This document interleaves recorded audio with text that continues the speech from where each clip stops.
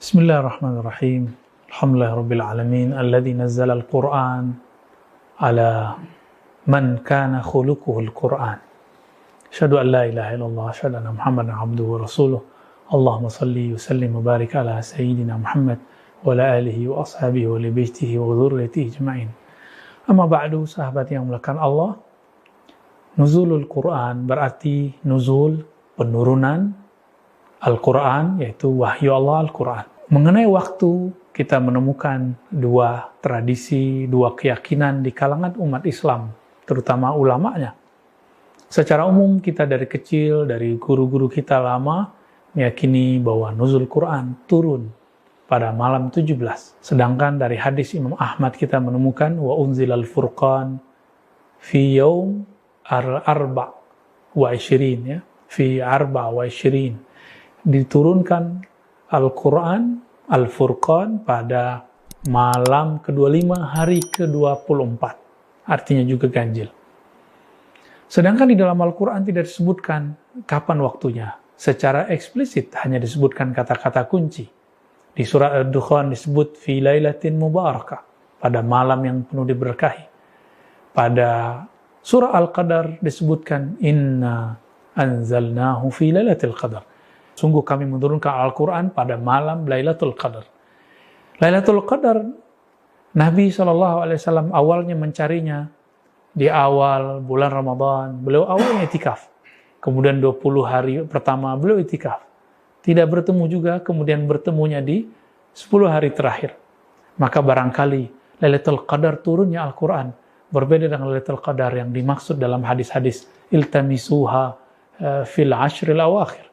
Carilah Lailatul Qadar itu di 10 hari terakhir, yaitu di malam-malam ganjil. Namun jika kita mau memanhajul jama', manhaj gabungan, maka secara riwayat, Quran mestinya turun di atas tanggal 20. 21 kah, 23, 25, 27 atau 29.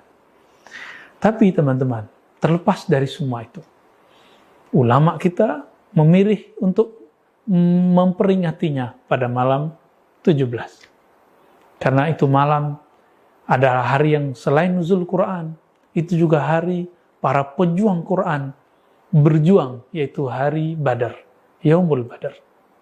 Kita tentu tidak akan membicarakan Ahlul Badar. Teman-teman, sahabat-sahabat yang dimuliakan Allah, apakah Al-Quran itu betul turun di tanggal tersebut? Atau sebenarnya Al-Quran itu sebenarnya tidak perlu turun? Kenapa? Karena Sayyidatuna Aisyah ditanya, apakah akhlaknya Nabi? Nabi kemudian diceritakan oleh Sayyidatuna Aisyah, khuluquhul Quran. Akhlaknya Nabi Muhammad adalah Al-Quran. Jadi sebenarnya Al-Quran itu sendiri ada pada Nabi Muhammad sallallahu alaihi wasallam. Lalu untuk apa diturunkan? Maka kata turun di situ lebih kurang bermakna Allah tabaraka wa ta'ala menzahirkan dari diri Nabi Muhammad SAW. Karena Nabi Muhammad disebutkan dalam Al-Quran, wa innaka latulaqqal Qur'an min ladun hakimin alim. Sesungguhnya engkau langsung menerima Al-Quran dari sisi Allah, langsung laduni dari sisi Allah yang hakim, yang maha bijak, yang maha alim, yang maha mulia. Jadi sebenarnya tidak perlu perantaraan Luh Mahfuz, tidak perlu perantaraan Jibril alaihissalam. Namun kenapa harus ada?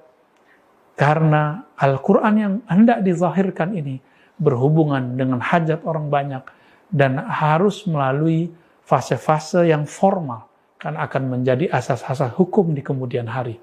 Maka perlulah diturunkan, dibuat semacam administrasi ilahiyah, turun ke alam Jabarut, yaitu Luh Mahfuz, dari kalam Allah yang tidak berhuruf dan bersuara itu, lalu menjadi berhuruf dan bersuara pada Luh Mahfuz.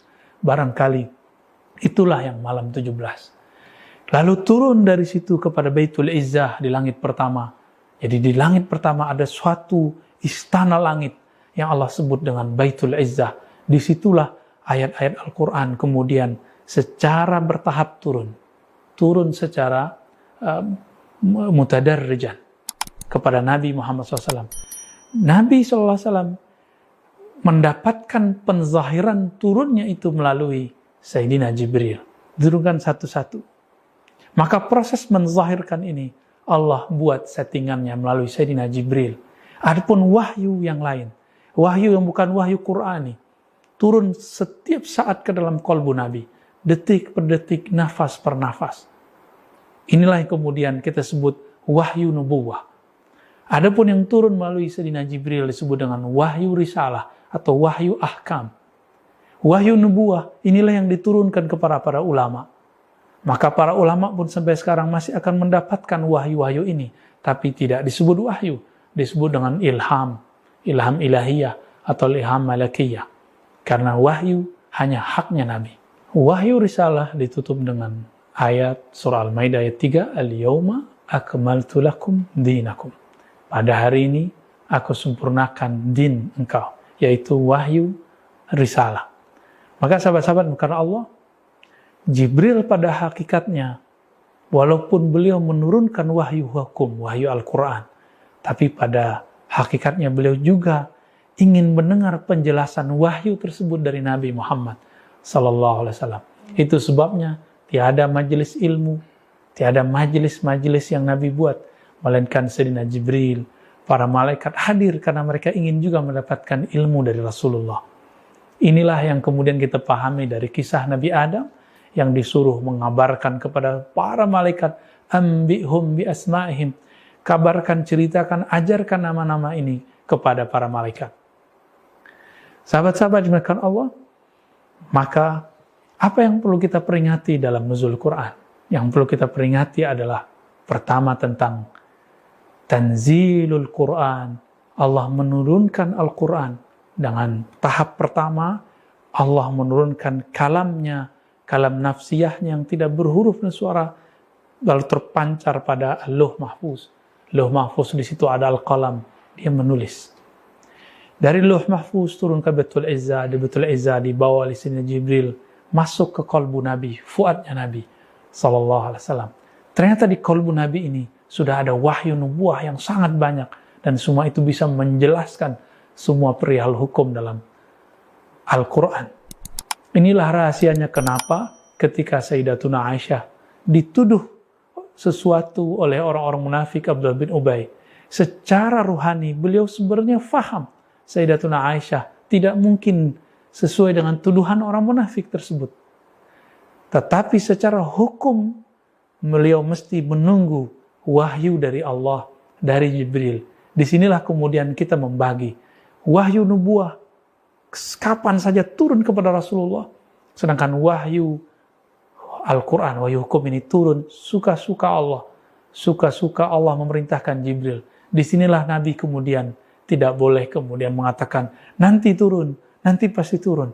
Beliau selalu mengatakan insya Allah. Sahabat-sahabat karena Allah, mari renungi sejarah turunnya Al-Quran, dan Allah menurunkan Al-Quran selama 20 tahun lebih. Itu artinya jika ingin menghafal Quran, belajar Quran, tidak mesti dengan cara yang instan. Pelajarilah dengan cara para nabi. Mereka membacanya secara bertahap, sebagaimana turunnya bertahap, menghafalkannya secara bertahap, memahaminya secara bertahap.